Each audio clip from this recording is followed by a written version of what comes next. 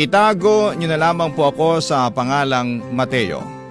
Kaunti na lang ay malapit na ako maging senior citizen. Dapat ay malakas pa ako at puno ng sigla. Pero meron akong mabigat na pinagdaraanan ngayon at yakong hindi lamang ako ang may ganitong karanasan. Dati po akong seaman papadudot dekada 90 noong una akong sumampa sa barko. Meron na kaming 2 anak noon ng asawa kong si Teresa. Mahirap kasi ang buhay namin noon at hindi sapat. Ang kinikita ko bilang isang mekaniko. Kaya gumawa ako ng paraan para makasampa ng barko kahit mababa lamang ang posisyon.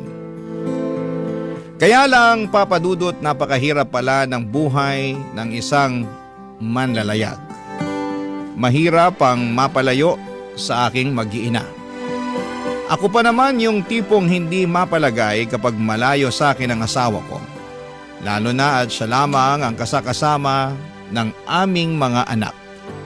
Kaya naman isang desisyon ang agad kong pinagpaalam sa aking asawang si Teresa Papadudot.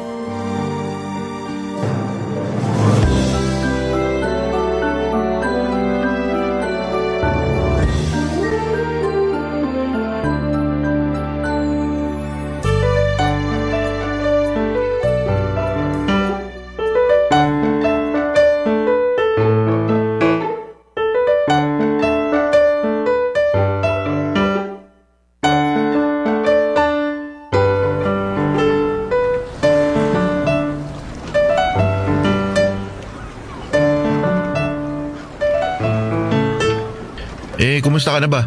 Ayos nga lang ako. Tinanong mo na ako niyan kanina eh. Pasensya na. Namimiss lang kasi kita eh. Ako rin naman. Ay teka. Hindi pa ba mahal tong babayaran mo? Hindi, ayos lang. Ay, nga pala Teresa.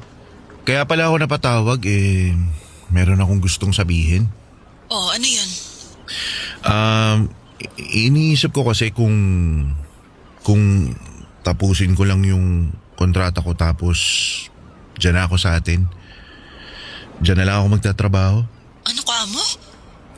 Kasi ang hirap eh. Hirap na ako. Hindi yung trabaho pero ang hirap mapalayo sa inyo. Ang tagal ko na sa trabahong to, hindi pa rin ako napapanatag. Hirap na nga ako matulog eh. Lalo na sa tuwing naiisip kong ikaw lang ang kasama ng mga bata. Tapos kayo lang yung nasa bahay. Kung ano-ano pumapasok sa isip ko kasi dapat nandyan ako eh. Dapat kasama niyo ako ng mga bata. Naku Mateo, magtigil ka nga. Ang lapit-lapit lang ng bahay ni nanay dito. Hindi naman ako mag-isang nag-aalaga sa mga anak natin. Kahit na, iba pa rin yung kasama mo ko dyan. Mateo naman, seryoso ka ba? 2 taon mahigit ka pa lang sa trabaho mo, sumusuko ka na agad? Teka, bakit parang baliwala lang sa'yo yung nararamdaman ko? Akala ko ba sasang-ayon ka sa akin? Pero iba yung reaksyon mo kaysa sa inaasahan ko. Ang lagay pa ako lang yung nangungulila sa atin. Bakit naman ako sasang-ayon sa isang maling desisyon? Maling desisyon? Maling desisyon ba yung kagustuhan kong makasama kayo? Wala ka pang 3 taon bilang seaman. Wala pa tayong masyadong ipon, Mateo. Akala ko ba gusto mong makapagpatayo tayo ng sarili nating bahay? Paano mangyayari yun kung napakaaga mong sumuko dyan sa trabaho mo? Pwede naman ako maghanap ng ibang trabaho eh. Yung trabaho kung saan makakasama ko kayo. At anong trabaho yon? Sige nga. Anong trabaho ang magbibigay sa'yo ng sweldo na gaya ng meron ka ngayon, ha? Meron yan. Wala! Walang ganon. Pwede ba, Mateo? Bakit hindi ka na lang magpasalamat na sa dinami-dami ng aplikante kasama ka sa mga natanggap? Hindi man mataas yung posisyon mo pero ang importante malaki ang sinisweldo mo, no? Teresa. Hindi ka uuwi. Hindi ka uuwi, Mateo, ha? Tiisin mo yung kalungkutan mo. Tatagan mo yung loob mo. Isipin mo yung kinabukasan ng mga bata, ng pamilya natin. Tsaka isa pa, hindi lang naman ikaw nagsasakripisyo eh. Ako rin. Mahirap maging solo parent, baka kala mo ha. Kaya nga gusto Pero sa kong... kabila nun, hindi ako nagre-reklamo. Ginagawa ko pa rin ang responsibilidad ko bilang nanay. Kaya naman sana ganun ka rin. Tandaan mo, Mateo, marami kang pangako sa akin. At kailangan mong tuparin yun bilang isang padre de pamilya. Kaya hindi ka uuwi. Papa Dudut, maliit pa ang mga anak kong sina Mariel at Sabina noong mga panahong yon. Kalaunan nga ay nasundan sila ng isa pang bunso kong si Justin. Kaya lalong lumaki ang mga responsibilidad na kailangan kong punan. 3 bata ang kailangan kong pag-aralin. Pero bukod doon ay may iba pa akong kargo. Hindi lamang sa pamilya ko kundi pati sa pamilya ni Teresa. Nasa isang compound lang kasi ang tirahan namin at ang tirahan ng mga kapatid ni Teresa. Nang malaman nilang sasampa ako sa barko ay naging masaya sila para sa amin. Pero alam kong nag-aabang din ng maaari kong maitulong sa mga kanya-kanya nilang problemang pinansyal. Lalo na kapag umuwi ako. Para silang mga ibong nag-aabang ng ihahagis kong patuka. Sa madaling salita ay marami ang mga taong umaasa sa akin, Papa Dudut. Kaya kahit parusa ng langit ang pagkakawalay ko kina Teresa ay wala akong magagawa kundi ang ipagpatuloy ang pagtatrabaho ko sa barko. Bawal akong magreklamo dahil mauuwi lamang kami sa away ng asawa ko. Lumipas ang panahon, hindi ko na namalayang higit 2 dekada na pala na naglalayag ako, Papa Dudut.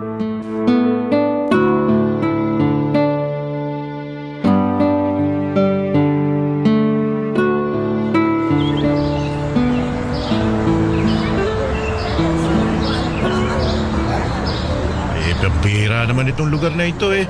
Kita mo parang ang mamahal. Maghanap na lang tayo ng grocery tas magluto tayo sa barko. Ano ba naman? Ang ganda-ganda dito tapos gusto mong bumalik agad sa barko? Ayoko uy. Tara na, puntahan na natin sina Efren.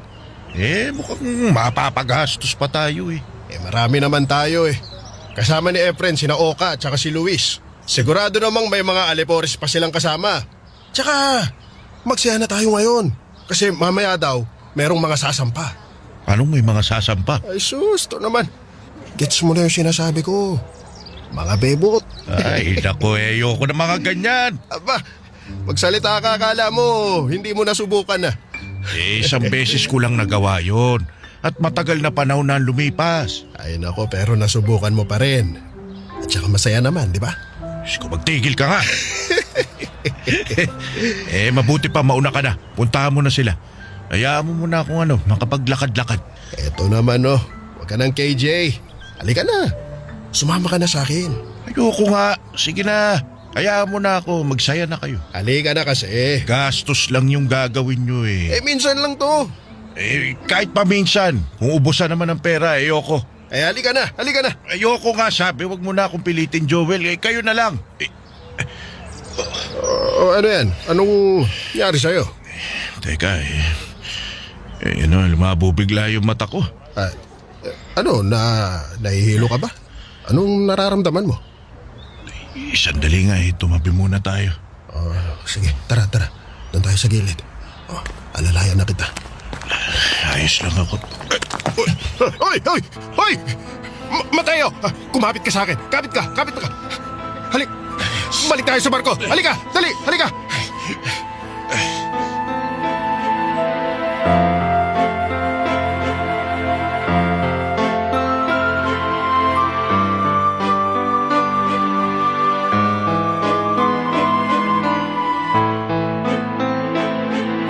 Alam na ba to na misis mo?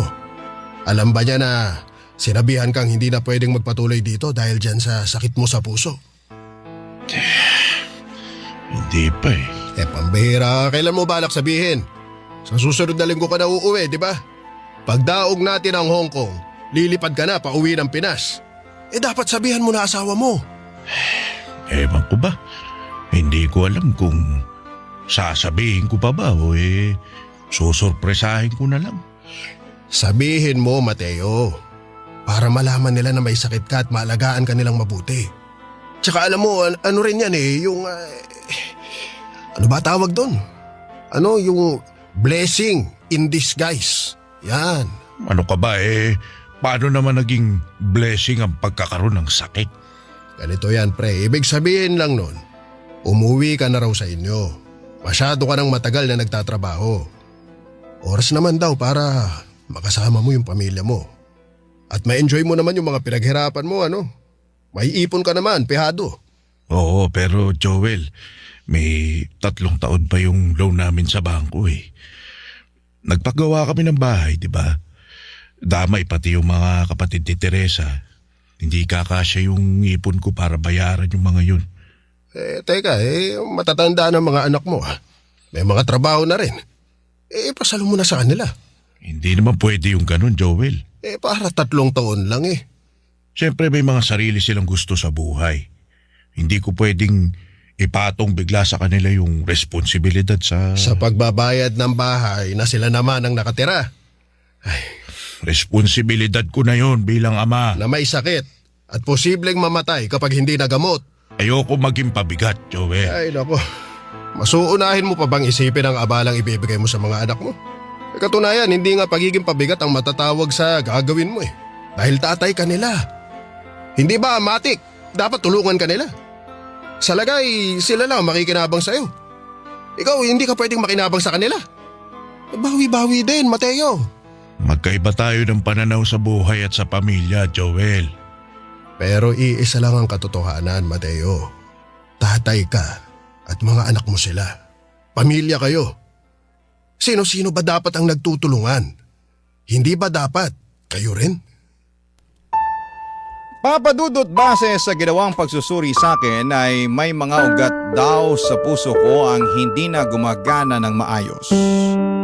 Madadaan pa naman sa gamot pero darating ang panahong kailangan ko ring magpa-opera ng puso. Sa madaling salita ay hindi na ako fit to work base na rin sa batayan ng kumpanya. Kinabukasan ay saka ako nagkaroon ng lakas para tawagan si Teresa. At hindi ko po inaasahan ang naging reaksyon niya. Nag-alala naman siya sa kalagayan ng aking kalusugan. Pero mas nabahala siya sa maaaring mawala sa amin kapag tumigil ako sa pagtatrabaho. Nang mga panahong yon kasi, Papadudot, ay may 3 taon pa ang loan namin sa bangko para sa pinatayo naming bahay. Kaunting gapang na lang sana ay makakaraos na po kami.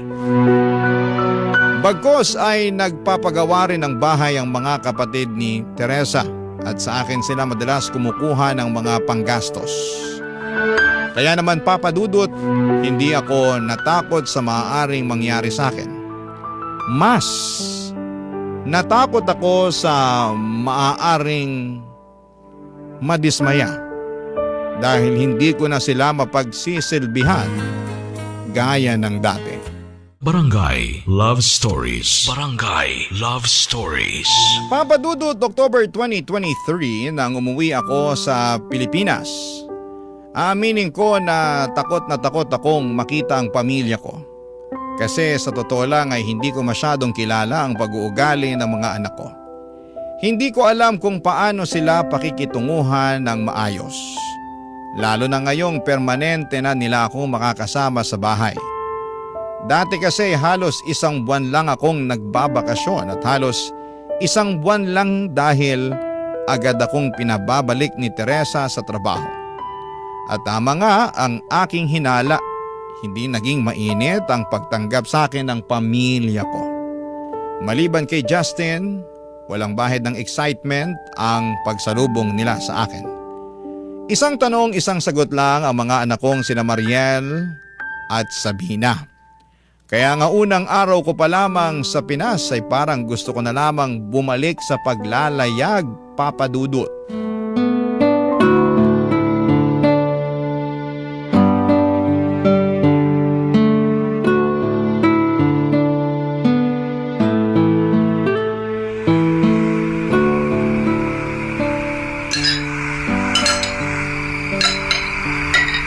Justin, Po. kumain ka pa, ang dami pang ulam. Opo, sige po. Ate, paabot ng pansit. Ay, teka. Oh, Thank you. Sabina, magkanin at ulam ka, hindi yung puro pansit lang. Opo.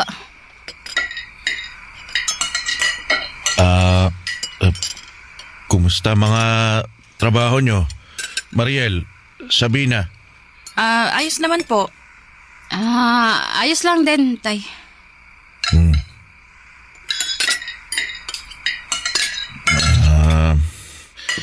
Masaya naman ba kayo sa mga trabaho nyo? Sakto lang. Eto si ate masaya. Andun yung jowa niya eh. Nahimik ka nga dyan.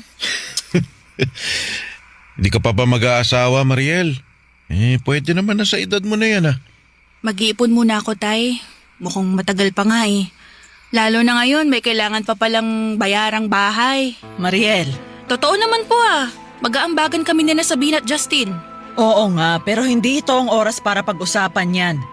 Kararating lang ng tatay nyo, oh. Magsaya muna tayo. Saka na yung problema. Magsaya? Mariel, Uy, ate. nag-usap na tayo, Mariel ha. Umayos ka. Sorry po, pa. Pagod lang. Galing trabaho. Ayos lang, nak. Ayos lang. Pag-uusapan naman talaga natin yung tungkol dito sa bahay. Oo, pero bukas na yan. Kararating mo palang, Mateo eh. Ang dapat sa'yo magpahinga, lalo na't may kondisyon kang kailangan bantayan. Kaya kayong tatlo, Mariel, Sabina, Justin, ayoko munang pag-usapan ng kahit anong problema sa unang araw ng tatay nyo dito. Hayaan nyo munang mag-relax yung tatay ninyo. Naiintindihan nyo ba? Opo. Yes, ma.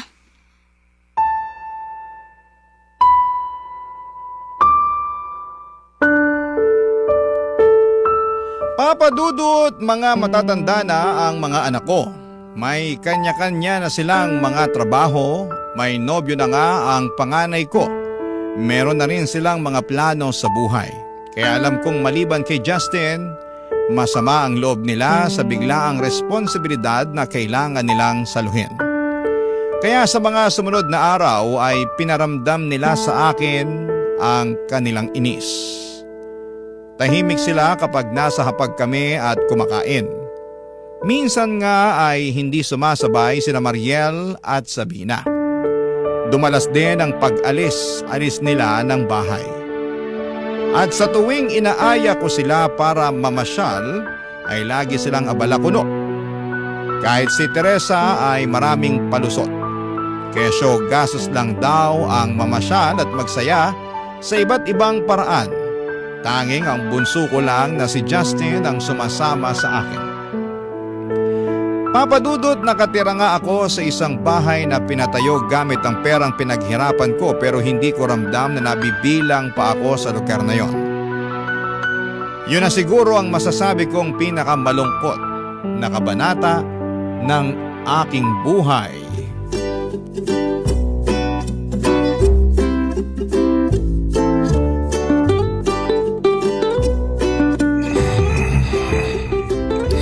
Oy, Justina, nakarami ka na. Ako naman.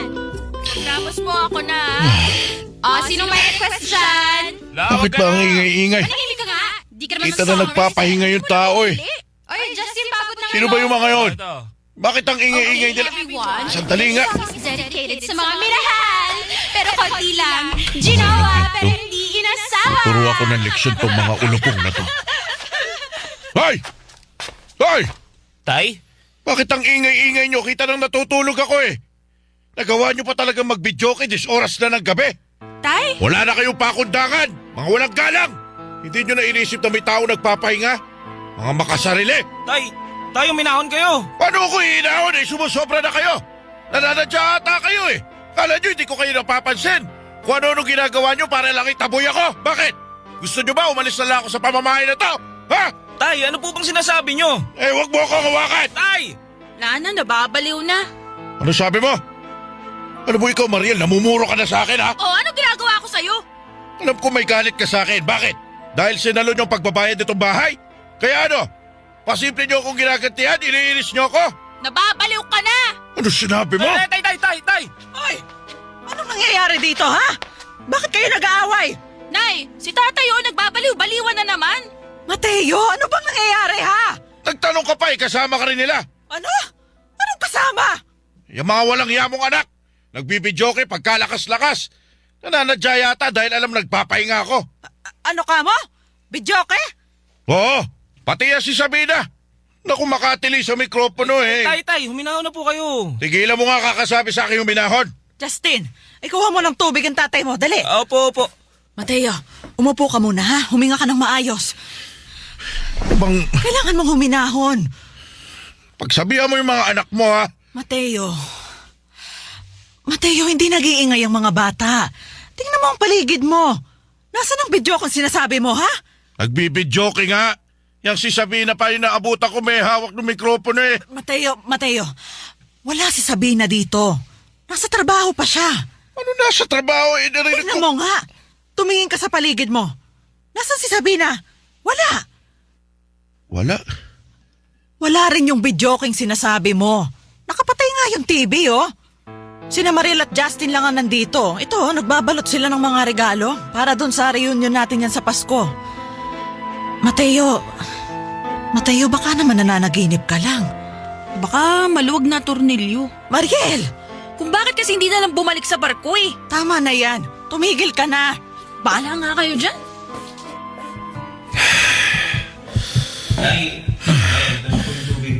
Huwag mo naman ng tubig para kumalma ka. Justin, umuha ka ng bipo. Tain mo. Opo. Pero, Nay, tingin ko, kailangan yung patingin ni tatay. Sige. Kunin mo muna yung pinapakuha ko. Sige po. Mateo, uminom ka ng tubig. Ayoko. Mateo, saan ka pupunta? Mateo! Lubayan mo ako. Mateo, ano ba? Gusto ko mapag-isa.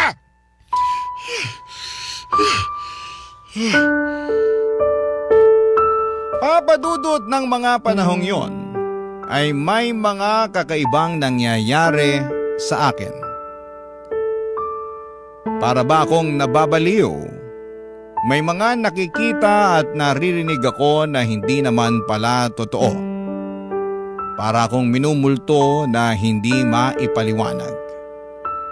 Sa isip ko noon ay maaaring dala ito ng matinding stress dahil sa mga pinagdadaanan ko. Minsan naman ay hindi ko makontrol ang emosyon ko. Kapag naiinis ako ay nauuwi yon sa matinding galit. Nagiging paladabog ako at minsan ay bigla na lamang akong magtataas ng boses.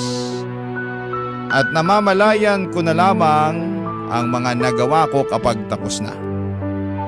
Dahilan para lalong lumayo ang loob sa akin nila Mariel at Sabina. At syempre, kampi sa kanila ang kanilang ina. Papadudot, hindi ko alam kung paano kami umabot ng pamilya ko sa ganong sitwasyon. Akala ko ay naging mabuting tatay ako sa kanila bilang naibigay ko naman sa kanila ang mga pangangailangan nila.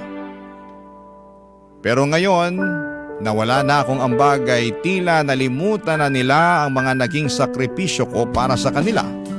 Sa loob ng mahabang panahon, Papadudot. Barangay Love Stories. Barangay Love Stories. Papadudot, pagsapit ng Disyembre, nagkaroon na naman ng kaunting pagbabago. Hindi na isang tanong, isang sagot sina Mariel at Sabina. Nagagawa na nilang makipagkwentuhan sa akin pero mabilisan lang. Hindi pa rin sila nakikipag-bonding sa akin gaya ng isang normal na tatay at mga anak. Hindi rin nila inaasikaso ang kalusugan ko at binibilan ako ni Teresa ng gamot pero iniiwasan niya ang usapin tungkol sa posibilidad na maoperahan ako. Alam kong takot siya sa mga gastusin, Papadudot. Kaya naman tinanggap ko na lamang ang aking sitwasyon. Bahala na ang Diyos kung magiging maayos pa ang pakikitungo nila sa akin. Tatahimik na lamang ako para hindi na makadagdag pa sa kanilang mga iisipin. Hanggang isang araw, kumakain kami ng tanghalian nang bigla namin mapag-usapan ng mga kamag-anak naming dadalo sa Pasko. At isa sa mga kamag-anak namin ay tulad kong matagal nang nagtatrabaho sa malayong lugar. Kaya lang nagloko ito at nagkaroon ng anak sa ibang babae.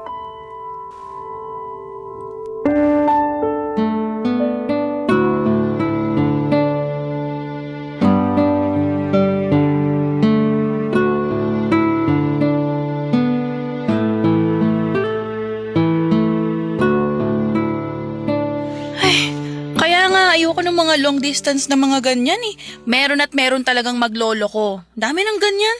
Tapos ang idadahilan kalungkutan na parang kala mo, abswelto na siya pag yun yung ginamit na palusot mong abnormal. Buti na lang si tatay matino. Di natin sure. Oh my God! Tay! Tanong lang, faithful ka ba kay nanay? Wala ka bang naging kabit o kafling sa barko?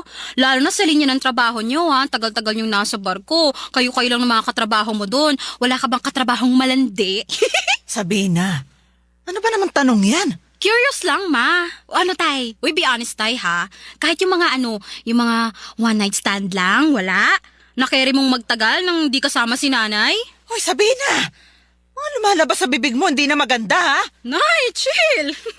Chill ka dyan. Ayoko ng mga ganyang usapan. Normal lang naman ang ganun. Ano ka mo, tay? Normal? Bakit? Nagawa niyo ba, tay? Nagloko na ba kayo? May naging kabit kayo? O one time, big time lang? Lo si ate abnoy. Isang beses lang naman. Oh my God. Sabi mo, Mateo? Matagal na yon. Di ko na nga matandaan yung itsura ng babae. Mateo! Matagal na yun, Teresa. Wala lang yun. Ibig mong sabihin, niloko mo nga ako? Niloko mo ako, Mateo? Teresa, wala akong kabit. Nililinaw ko lang. Bayarang babae lang siya. Walang hiya ka! Ang kapal ng mukha mo, lang yung babae! Pinatulan mo pa rin siya! Nay!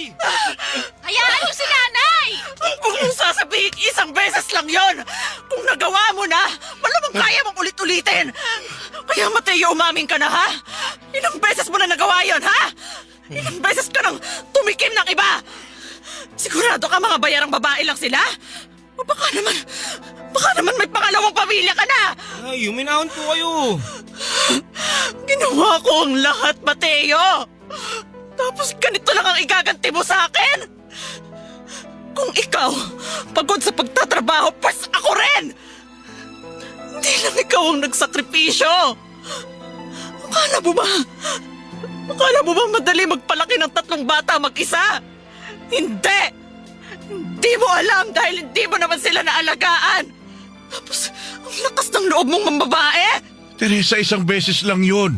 Nakainom lang ako. Nangungulila ako sa'yo nun. Kaya sumiping ka sa iba, ganon? Bakit? Makikita mo ba kami ng mga anak mo kapag may kinama ka? Malungkot lang ako nun. Ay, sabi na eh. Gusto ko lang nakayakap. Nang katabi sa kama kahit isang beses lang. Nakakaawa ka naman pala, ano? Kawawa ka naman, wala kang kayakap. Hiyang-hiya naman ako sa'yo, napakababoy mo! Teresa, kung ikaw yung nasa lugar ko, baka magawa mo rin ang nagawa ko. Manahimik ka, Mateo, ha? Hindi ako tulad mo. Dahil kung ako nasa lugar mo, uuwi ako sa pamilya ko kaysa maghanap ako ng iba. At saka... Aba, yun na nga yung gusto kong gawin eh. Pero ikaw tong may ayaw. Ayaw mo akong pauwiin eh. Ang daming beses ko nang binalak mag-resign para makasama kayo pero pinigilan mo ko. Dahil may mga responsibilidad ka pang kailangang tugunan. O ginawa ko naman yun. Kaya nga kinain ako ng kalungkutan. Ikaw sa tuwing kausap kita, wala ka ng lambing. Puro tungkol na lang sa pera yung bukang bibig mo. Ultimo problema ng mga kamag-anak mo, gusto mo tayo pa yung lumutas. At sina Mariel, si Sabina, hindi ko makausap ng matino. Alam mo kung bakit? Dahil hindi ko alam kung anong sasabihin ko.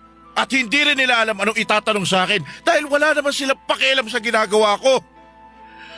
Sinong hindi malulukot nun? May pamilya nga ako pero wala akong malalim na koneksyon sa inyo. Pero hindi yun dahilan para pagtaksilan mo ako.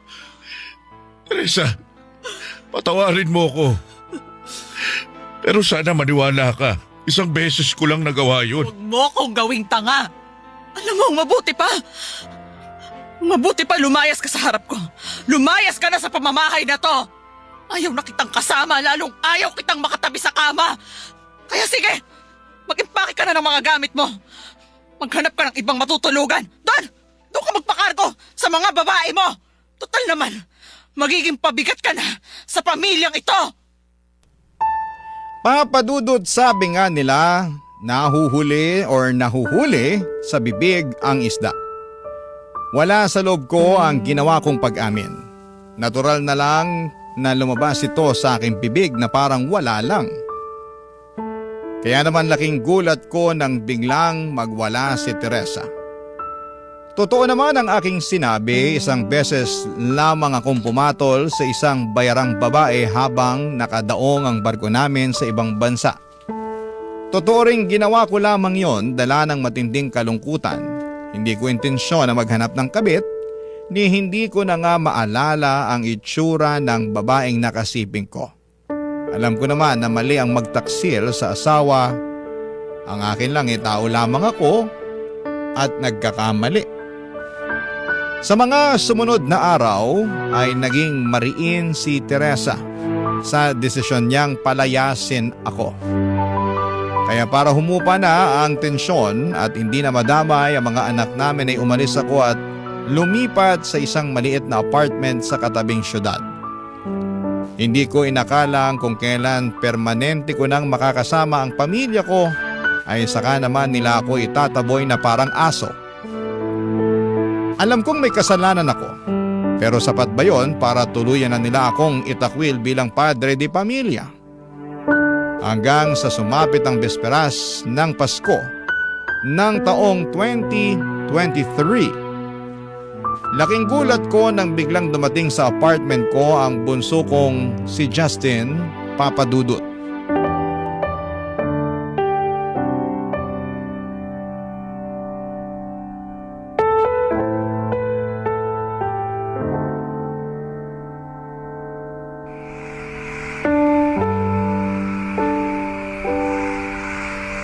Nga pala, may dala akong pagkain tayo.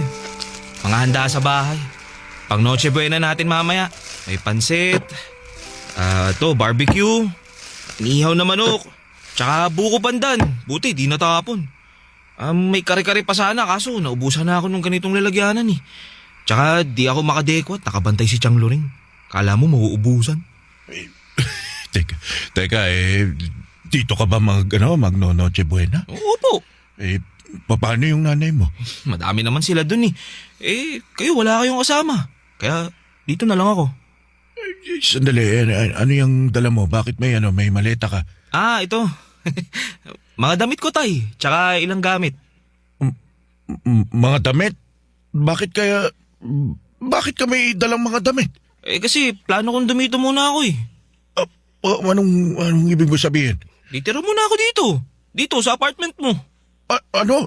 Naku, baka magalit yung nanay mo. Tapos na. Nagalit na. Nabatukan pa nga ako eh. Pero wala naman siya magagawa. Bakit dito ka titira, anak? Para makasama ko kayo, tay. Para maalagaan ko kayo. Di lang ako ngayong Pasko nandito, tay. Hanggang bagong taon pa. Actually, hanggang Pasko pa sa susunod na taon. At yung susunod pa. Teka, nagugutom ka na ba, tay? Gusto mo kain na tayo? Para inom-inom na lang mamaya ang ating gabi. Sandali lang, Justin ha. Oh? Hindi kasi kita naiintindihan eh.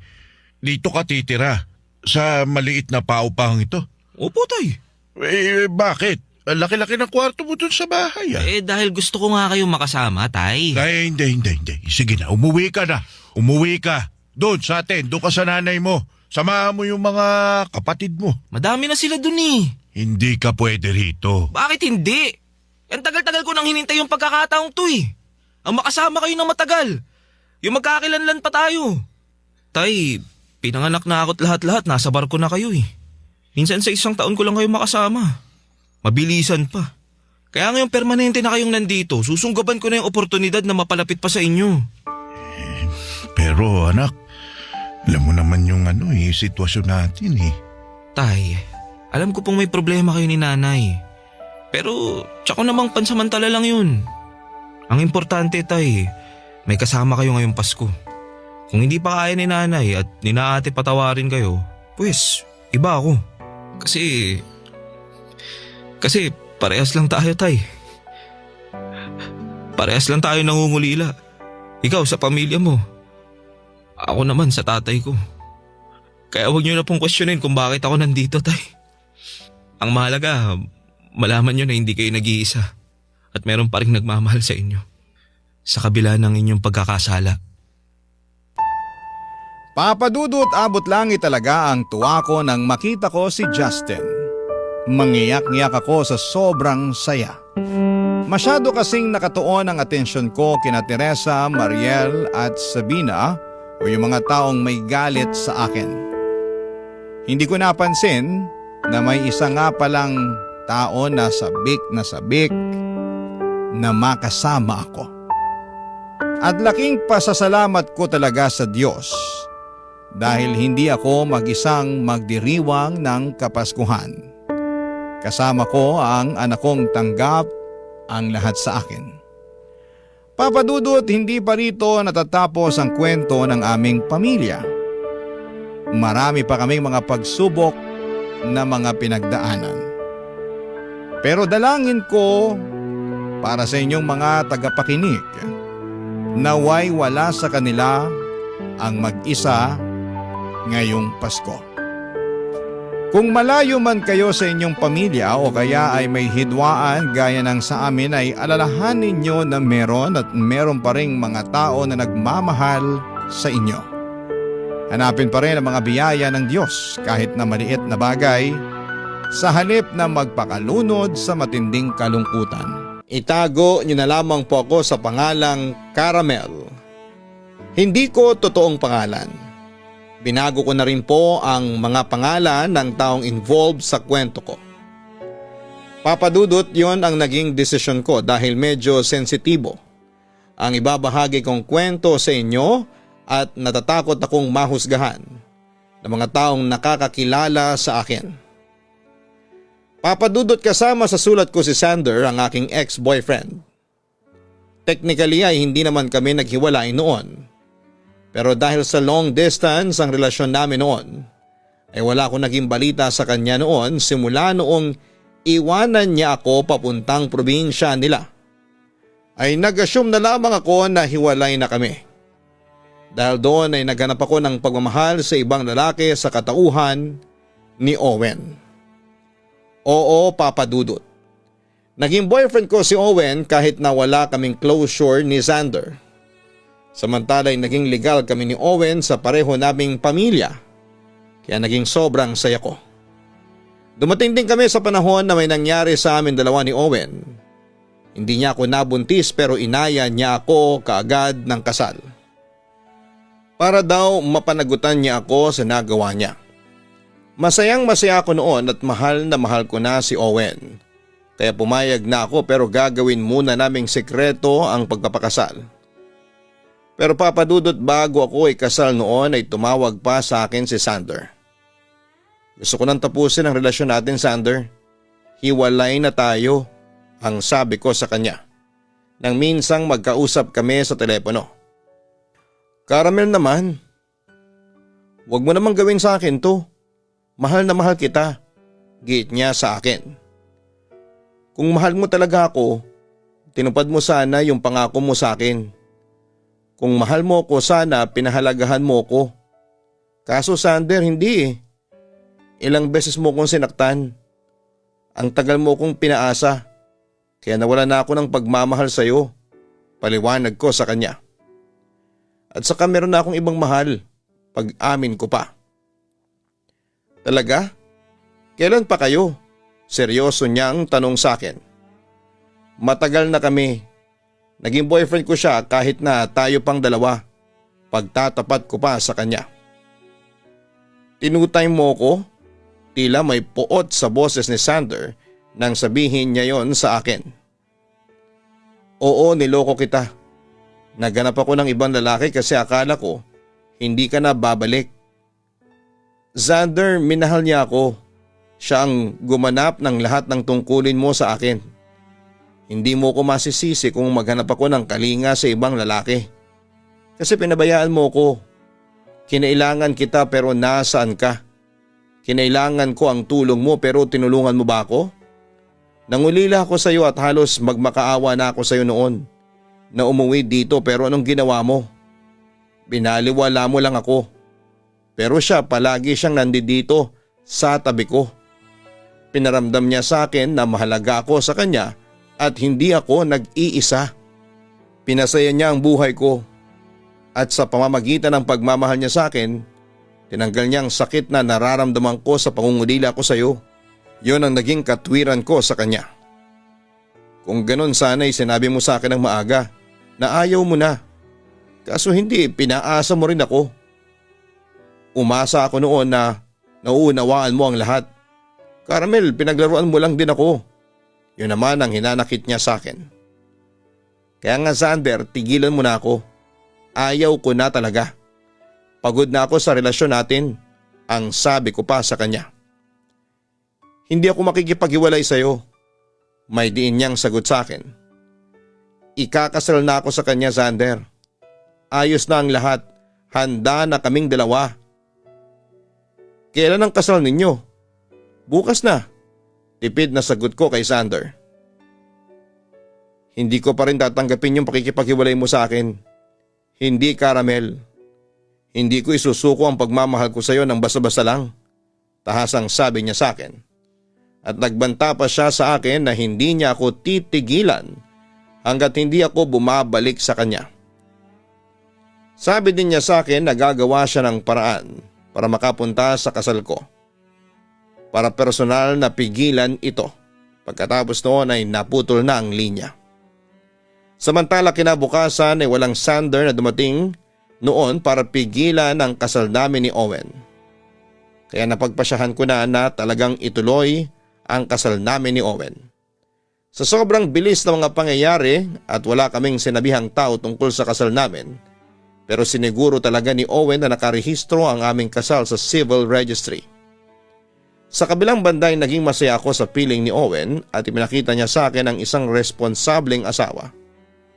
Kaso papadudot, ay hindi pa rin naging tahimik ang buhay ko dahil nagpatuloy sa panggugulo si Xander.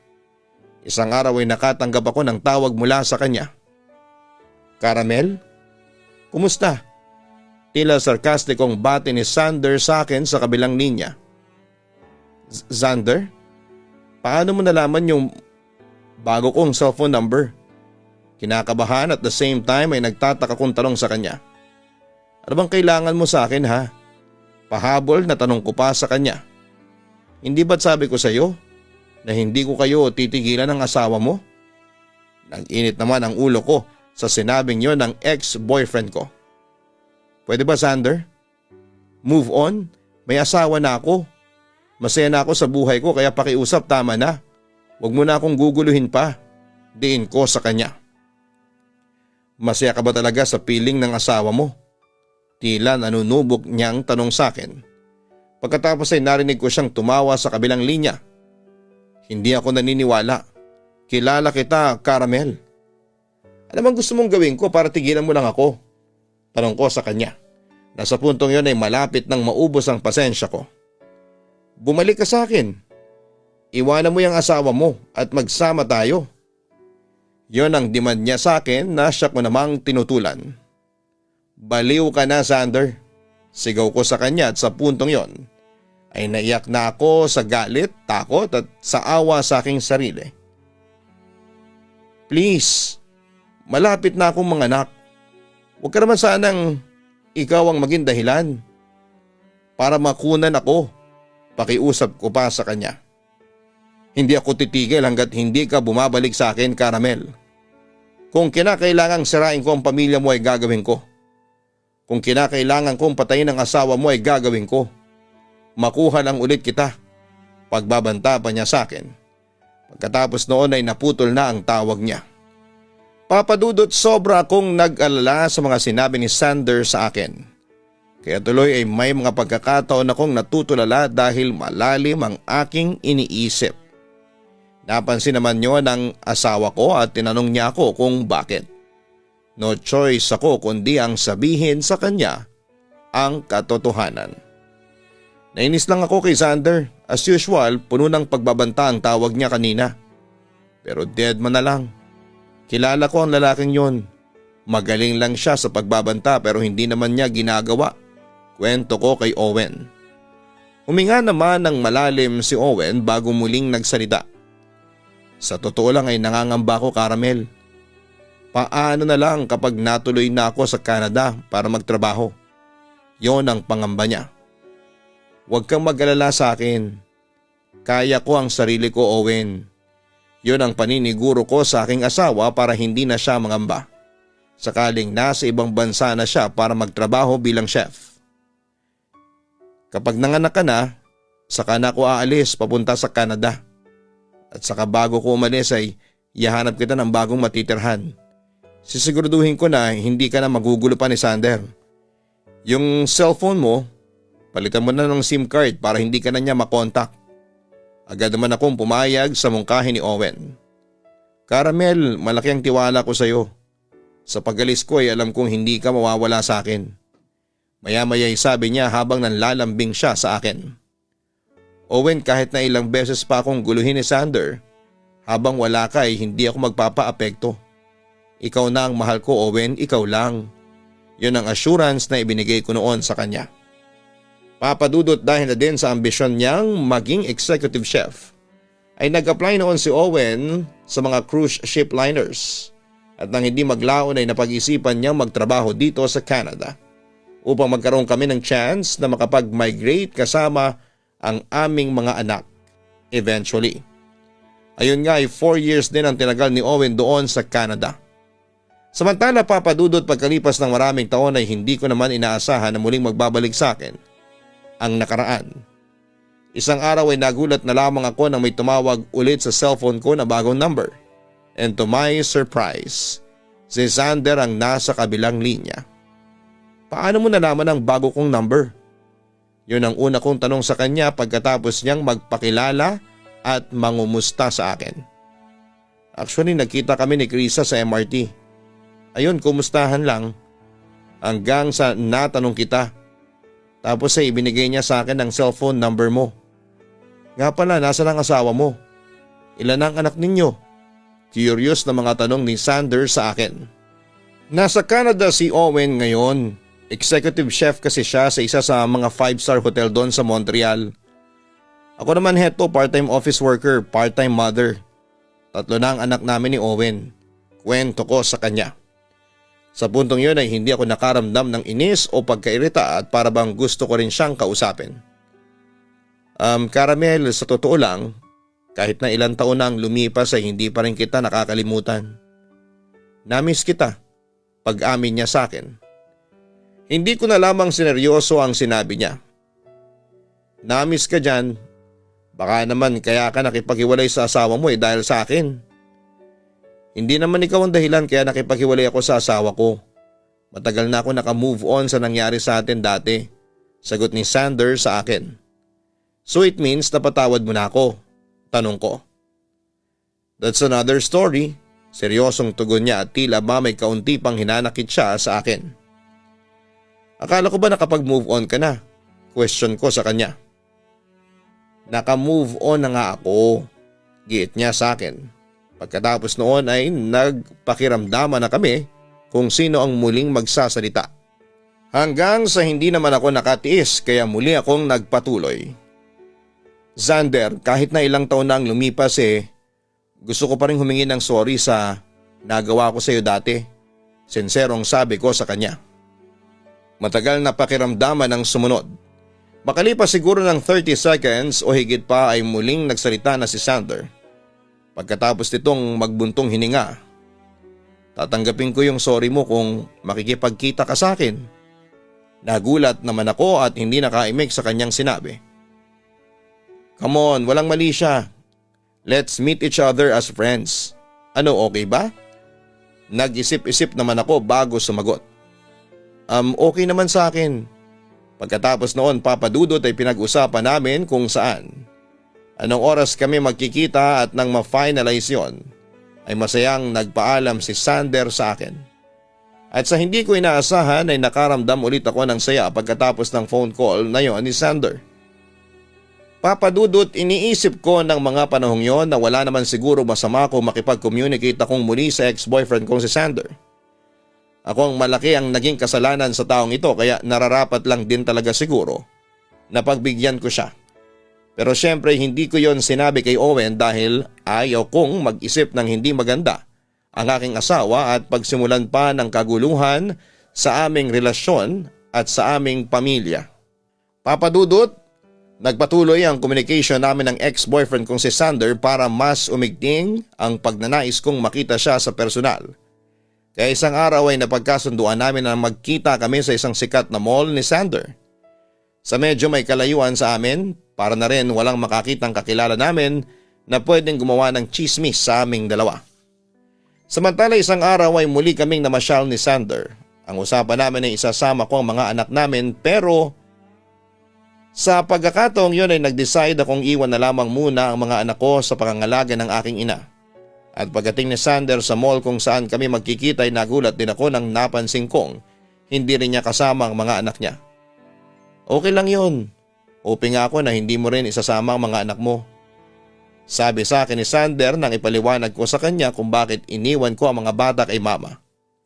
Hoping? Bakit? Teka, ikaw ha? Akala ko ba isasama mo rin ang mga anak mo? Tanong ko din sa kanya. Hindi na kasi gusto kong masolo natin dalawa yung araw na ito. Makahulugang sagot niya sa akin.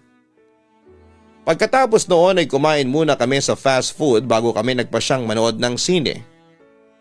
Nakaramdam naman ako ng kaunting kaba nang hawakan ni Sander ang aking kanang kamay sa kalagitnaan ng kilig scene na pinapanood naming pelikula.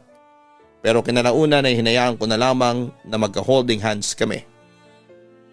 Pero nagulat na lamang ako nang marinig ko siyang humihikbi. Napalingon naman ako at tinanong si Sander kung bakit siya umiiyak. Miss na kasi kita. Alam mo, sobra kong pinagsisihan yung araw na hinayaan kitang mawala sa akin, Caramel. Hanggang ngayon mahal na mahal pa rin kita. Pag-amin niya sa akin. Hindi masyadong malakas ang kanyang boses dahil ayaw niyang maistorbo ang mga taong nasa sinihan. Sander, sinubukan ko siyang aluin nung mga sandaling yon. Alam mo ba, kaya ako nag-asawa ng maaga dahil sa'yo. Sobra kasi akong nasaktan sa ginawa mo. At para makalimutan kita sinubukan kong humanap ng kalinga sa ibang babae. Kaso hindi kita makalimutan.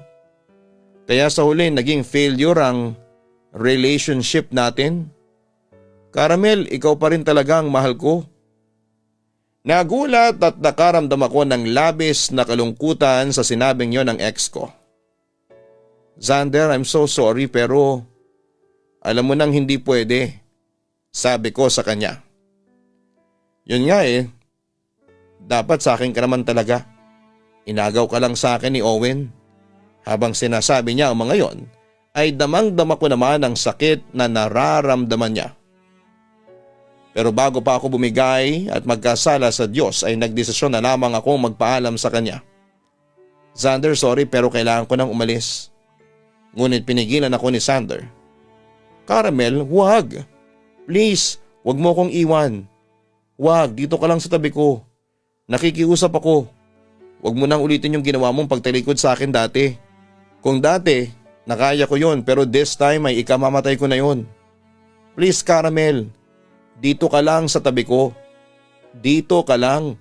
Pagmamakaawa pa niya sa akin. Kaya sa huli nagpasya lamang akong umupo ulit at sinamahan si Sander for the rest of the day. Papa Dudut, nagulat talaga ako sa revelasyon ni Sander dahil sa pagkakaalam ko ay masaya at cool lang ang level ng pakikipagkaibigan namin. Doon ay tinapos namin ang gabing yon at umuwi na kami sa kanya-kanya naming mga bahay. Pagkatapos noon ay naging madalas din ang pagte-text namin. Sobrang naging masaya ako sa panahon na kausap ko at ka-text ko siya. Parang bumalik ang dating kami. Hanggang sa hindi ko namamalayang nahulog na ang loob ko sa kanya. Na nauwi kinalaunan sa pagtataksil ko sa asawa ko. Samantala inilihim namin ni Sander ang bawal naming relasyon. Madalas kaming mag-check-in sa motel at doon namin ginagawa ang mga bagay na kasalanan sa mata ng Diyos. Hanggang sa isang gabi pagkatapos lamang ng nagbabaga naming lovemaking ay bigla kong naalala ang asawa ko. Napabangon ako sa kama. Tinanong ako kaagad ni Sander. Biglang sumagi sa isipan ko si Owen. Nakokonsensya kong sagot kay Sander. Naging mabait siyang asawa sa akin kaya hindi ko maiwasang makaramdam ng guilt sa ginagawa natin. Dagdag ko pa sa kanya. Ngayon ka pa makukonsensya. Ilang beses tayong nagsiping. Paalala pa ni Sander sa akin. Yun nga eh. Ilang beses na tayo nagtataksil. Ilang beses ko nang pinagtataksilan ng asawa ko. Pakiramdam ko ay inuusig na ako ngayon ng Diyos. Kinakabahang sabi ko kay Sander. Akala ko ba mahal mo ko? Question niya sa akin. Mas mahal ko pa rin si Owen, Sander. Patawarin mo ko pag-amin ko sa kanya. Caramel, magpakatotoo ka na sa mga nararamdaman mo. Alam kong mas masaya ka kapag kasama mo ko. Huwag mong pigilan ang sarili mo kung ako ang tunay na nagpapaligaya sa iyo. Dapat sumama ka na sa akin. Insist ni Sander. Hindi ko kayang hiwalayan ang asawa ko. Diretsa ko naman. Sander, I'm sorry pero mali itong ginagawa natin. Agad namang bumangon si Sander at kinumpronta ako. Caramel naman, ngayon pa ba tayo aatras? Huwag mo naman sana akong iwan sa ere. Ngunit bago pa ako makasagot sa kanya, ay biglang nagring ang cellphone ko. Agad ko yung sinagot at kinabahan akong si Owen ang nasa kabilang linya. Napatawag ka, Owen, kinakabahan kong tanong sa aking asawa. Mangungumusta lang ako. Teka, nasa bahay ka ba?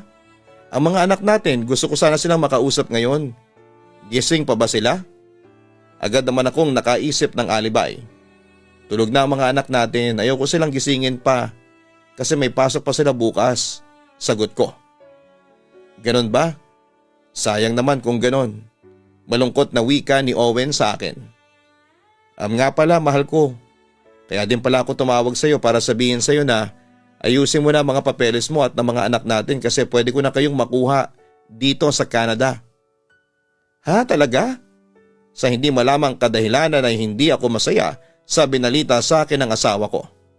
Agad namang nakahalata sa akin si Owen. O bakit? Hindi ka ba masaya? Masaya ako.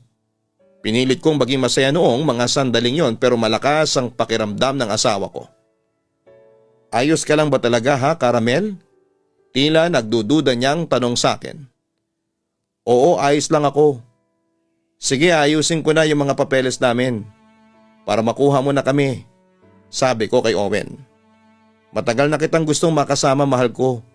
Dagdag ko pa sa kanya. Sinabi ko yon sa asawa ko habang kaharap ang aking kalaguyo. Kitang-kita ko ang pait sa mukha ni Sander pero binaliwala ko lamang yon. Pero pagkatapos ng tawag na yon ay agad akong naligo at nagbihis tapos ay umuwi na ako sa bahay namin dahil ayaw ko nang bagabagin pa ako ng aking konsensya. Papadudod sinubukan ko namang pigilan ang aking sarili para wag nang magtaksil kay Owen pero nabigo ako dahil rin sa isinisigaw pa rin ng puso't katawan ko si Sander. Ibinigay ko pa rin ang sarili ko sa kanya. At pinapadama ko ang pagmamahal namin sa isa't isa. Naging sunod-sunod na mga alibay ko sa amin para magkita lamang kami ni Sander. Nakaka-guilty kasi alam kong napakabait ng asawa ko pero hindi ko maiwasang mahalin ulit si Sander. Gulong-gulo ako, papadudot, dahil lahat ng ginusto ko sa asawa ko noon ay nakikita ko na kay Sander na ngayon. Parang siya talaga ang mahal ko. Pero papadudot, sa huli ay pinili ko pa rin manirahan sa Canada kasama ang aking asawa at mga anak. Sige, Caramel. Kung gusto mong umalis ay bahala ka. Hindi kita pipigilan. Tanggap ko na rin naman na iba na ang nagmamay-ari sa'yo. Alam kong mahal ka ni Owen at inaalagaan ka niya ng tama. Kung ako ang tatanungin ay gustong-gusto kitang sabihan na wag nang umalis at dito ka na lang sa tabi ko. Pero unfair yon kay Owen at sa mga anak ninyo. Ayaw kong tanggalin sa'yo yung magandang kinabukasan na kalakip ng pagpunta mo doon. Kung talagang tayo pa din pagdating ng panahon. Mangyayari yon. Gaya na lang na nangyari na nagkita pa muli tayo matapos ang 11 taon ng paghiwalay natin. Yon ang natatandaan kong sinabi sa akin ni Sander bago kami magkahiwalay. Papadudot, bumahan ng luha sa aming huling pagkikita bago ako umalis.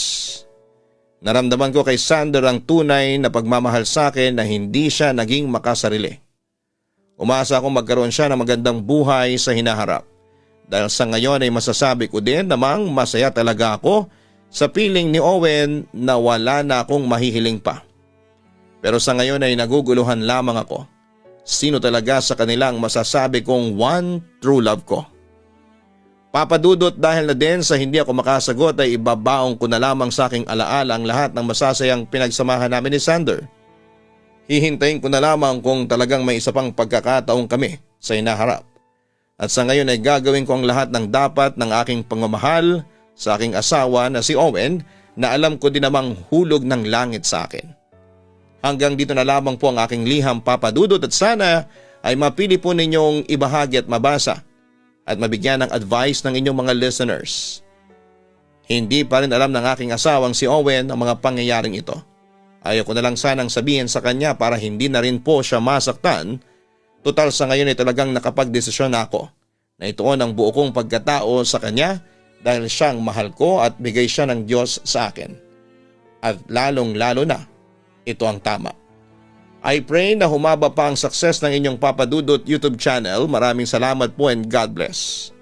Lubos na gumagalang, Caramel. Lubos kami nagpapasalamat sa iyo, Caramel, sa pagbabahagi mo ng iyong kwento sa aming programa. Nakikita namin na naguguluhan ka pa rin sa mga nararamdaman mo para kay Sander at Owen. Pero kung babasihin ang iyong sulat ay ramdam naming mas matimbang pa rin sa iyo si Sander. Pinili mo lang si Owen kasi nakukonsensya ka lamang.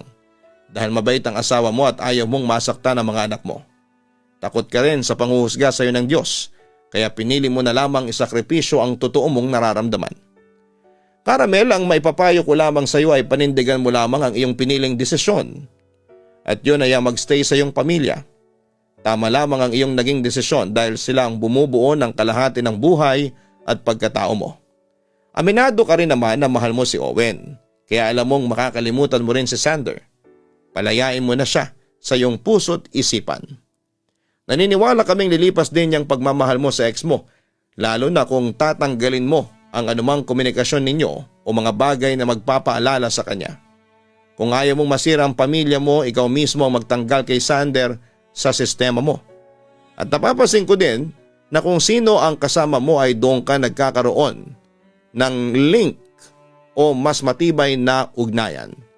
Naway sana sa iyong pagsama sa asawa mo na si Owen sa Canada ay mabuo at mapatibay pa ang inyong samahan.